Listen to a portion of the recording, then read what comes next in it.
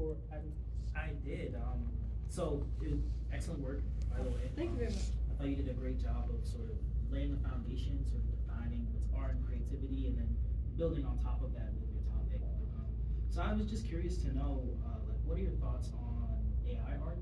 And I know it's a topic that another student wrote about, but I just wanted to know, in terms of like with this research that you did, do you see it having sort of the same effects as art as we know it, and do you sort of which side do you sort of fall on with, like it being sort of the next generation of art, or is it sort of like disrespectful to art as we see it? Right. I see it as both a way to learn art, and yet it can be disrespectful as the same thing. As I have defined art in the past with this, it's built off of human emotions and their thoughts put down onto paper and what they see in their minds.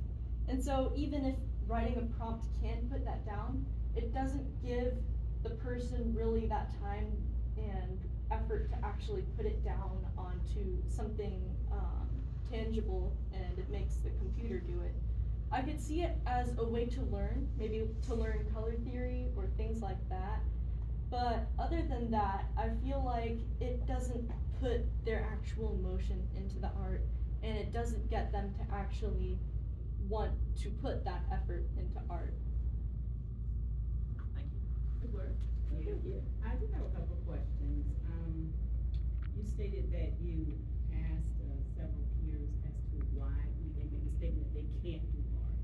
I would have been very interested to see what research shows why they feel that way.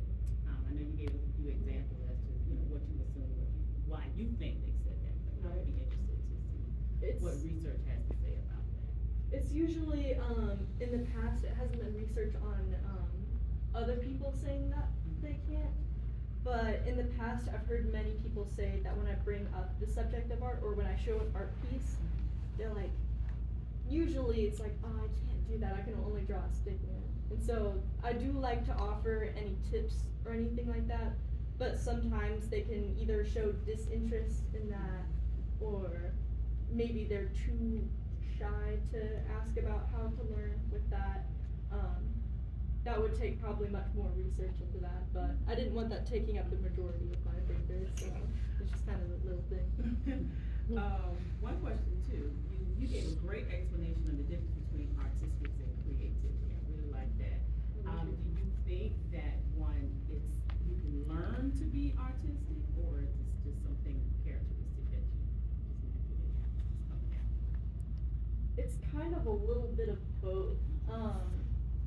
I think everyone can learn to be creative in their minds, like over time and with practice. But sometimes I do think it can come to others more naturally. I know that through scientific discoveries and stuff, people can easily, let's say, turn an apple around in their minds easily, while some cannot picture that in 3D. So, I do believe it can be harder for others, but I also do believe that anyone can put their thoughts down onto paper, and even writing is part of art, so it has a very large variety of a lot of things. Several positive comments to make, but for the sake of time, I'll put those in writing and share them when we get those to you. But just for one in general, I remember some years ago I was in a class called Arts and Aesthetics, and we had to write a 15-page paper at the end of the class, just kind of capsulizing our feelings about art and creativity. Where were you then? I could have I would have gladly given you my So I really enjoyed reading, brought back some of those memories. But my challenge and the challenge of art and creativity is it's so vast.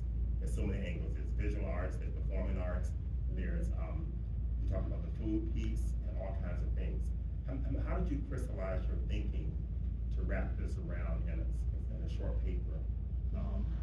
15 pages, but short considering that it could have been 550 pages. How did you crystallize your thinking? What was your thought process in pulling this paper together?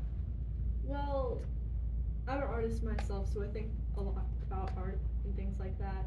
And it is every day. I do listen to music. I use Spotify quite often, and when I'm studying, I use music to help me focus. But a lot of times when I'm having a hard time, I can do art or I can do writing. But, you know, just learning throughout the years and like just seeing how much people focus on things and knowing the definition of art really helped, you know, seeing how people put their feelings and emotions into something tangible. I could see that as fitting into the five senses. And, you know, from how seeing classical art could bring up emotions to candles bringing back memories, I could see how a lot of things could be incorporated into that. You put all those things together. Great. Okay. And I also learned from when I was doing research and stuff, I learned about a lot of therapy methods. And so seeing how there's aromatherapy and things like that, and even fidget toys, feeling those two, how people study the art and the feeling of that, it kind of helped me know a lot of it is based off on the five senses. So I thought that would be cool to put in there. Would you share with us maybe your favorite art form and why? It's really hard for me. I kind of have a favorite of each of the five senses, honestly. Okay. 'Cause anytime you catch me in a candle aisle, I'm always. But yeah, let's see. As for doing art, I do a lot of visual art, so I like to do pencil art and digital art. As for music, I don't create music, but I love listening to it. And especially the vast variety of it. I won't state like all the different kinds, but I can listen to chill ones and crazy ones. And then the other one was moving art and stuff.